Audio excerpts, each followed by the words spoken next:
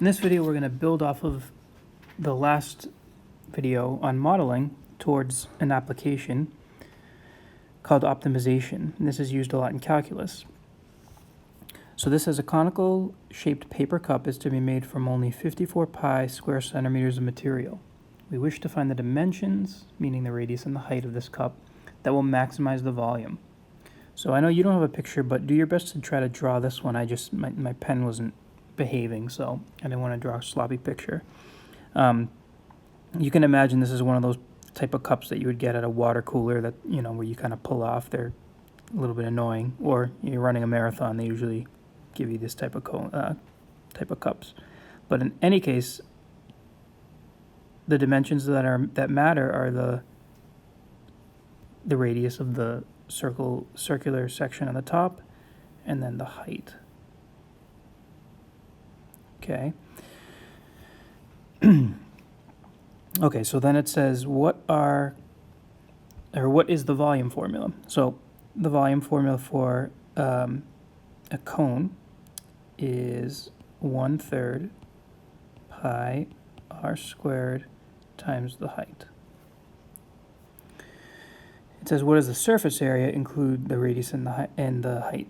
So it may have been a while since you've done geometry, but at some point you hopefully derived that the surface area, and really the surface area that we care about is just the lateral surface area, because this is a cup, so it's hollow and there's no top to this cone. So the lateral surface area. So the lateral surface area I'll denote like this: A sub L. Hopefully at some point you learned that was pi times the radius times the slant height. But the slant height, if you just look at this triangle there, by the Pythagorean theorem, that can be replaced by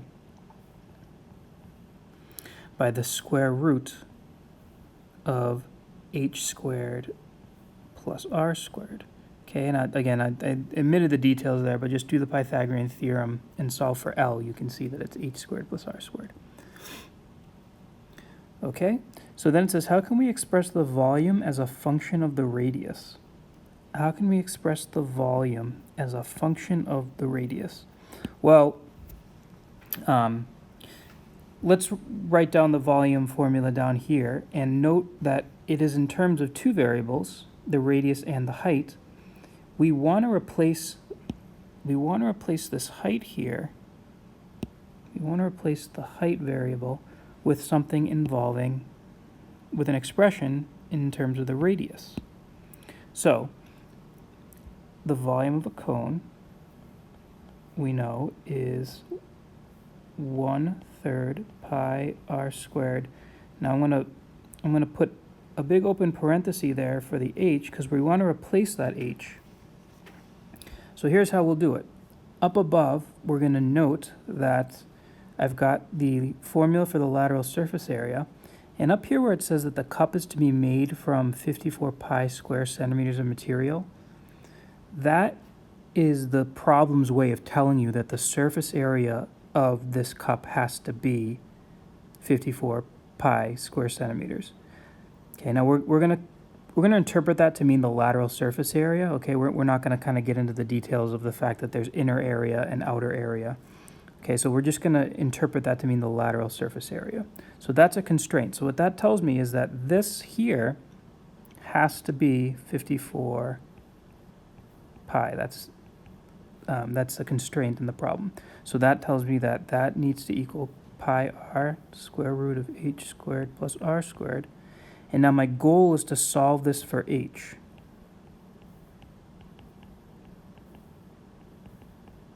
Because once I do that, I'm going to put that expression in the parentheses below. Okay, so quickly we can see that the pi's cancel. If we move it on over here, if you divide both sides by r, you get 54 over r is equal to the square root of h squared plus r squared. Okay, we can square both sides to undo the radical there. Now 54 squared, it turns out, is 2,916.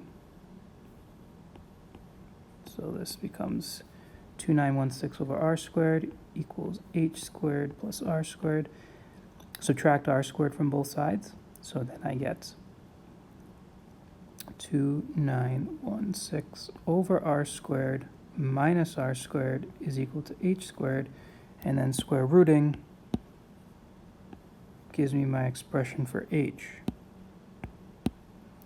Okay, so now I know that h equals the square root of 2916 over r squared minus r squared, and that is precisely what I'm going to put in this location here.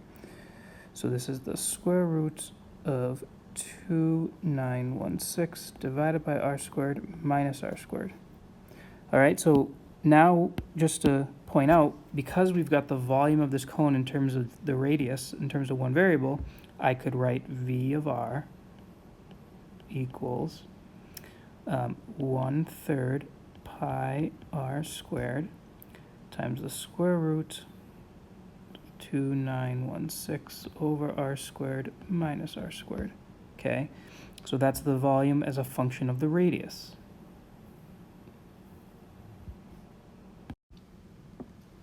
All right, now I'm asked to graph the cone using the window 0 to 8 by 0 to 270.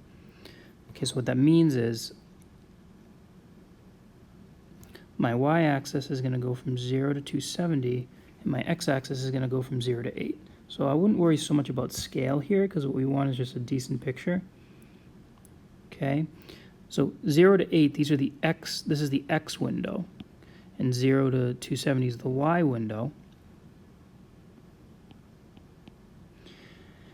And so we're gonna punch this in the calculator in a second, but because the x window is, or the x-axis is from 0 to 8, and if we look at our function, our volume function, the independent variable is the radius.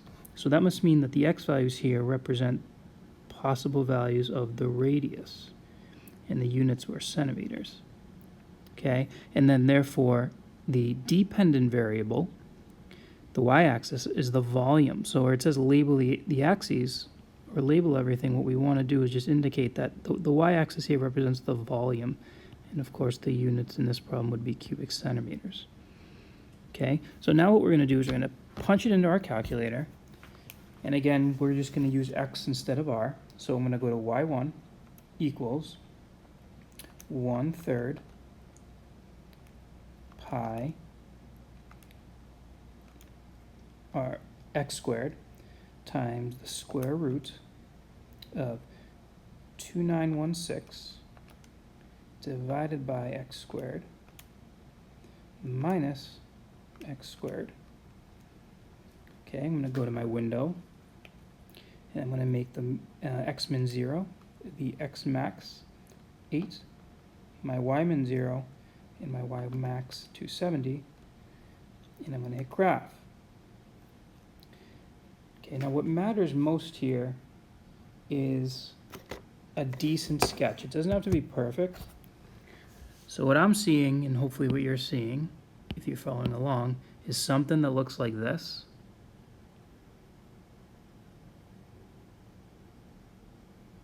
Now what might have happened, just based on your calculator, is it might have, the pixels might have sort of stopped. It got really steep.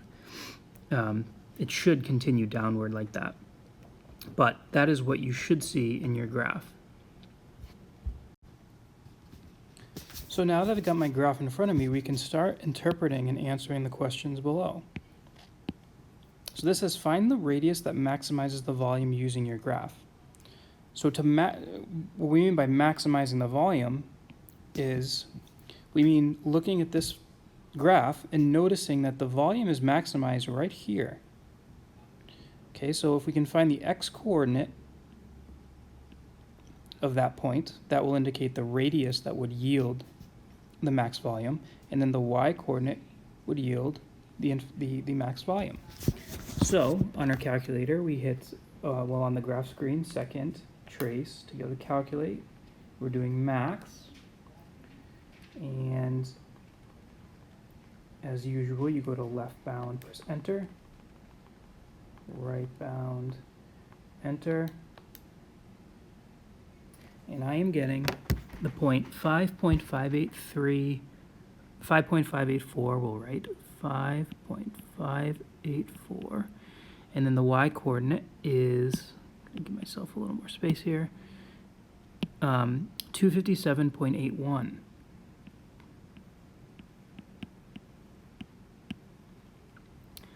Okay, and again, but don't forget that's the x coordinate. So this is the radius, and this is the volume. So find the radius that maximizes the volume. That would be 5.584 centimeters. What is the max volume? That's 257.81 centimeters cubed, right? Because that's volume. And then this last question says find the height. Find the height, or what should the height of the cup be? So the problem is our functions in terms of the radius, right? So we figured out what radius would yield the max volume. To find the height, remember, and if you look above, we have that the height is, in terms of the radius, the square root of 2916 divided by r squared minus r squared. Okay. Now, just as a little trick for you, if you hit second quit on your calculator, if you just hit X, you'll note it's going to give you the volume. It's going to give you that radius we just found. Oops, sorry. It's going to give you that radius we just found. So it's stored as X. So what you can just do is punch in on your like blank function screen, square root of 2916 divided by x squared minus x squared,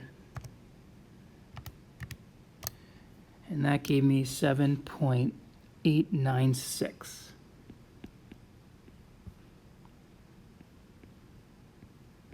centimeters.